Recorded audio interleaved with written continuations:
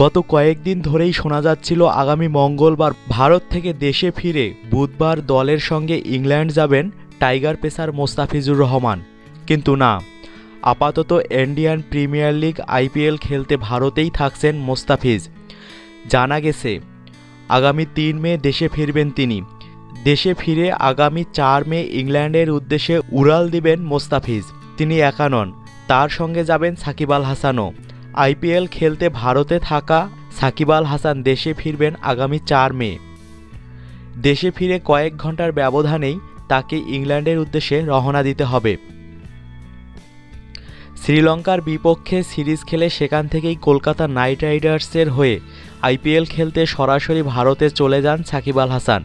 আর Sunrisers হায়দ্রাবাদের হয়ে আইপিএলে খেলতে গত ১১ এপ্রিল ভারতে যান মোস্তাফিজুর রহমান।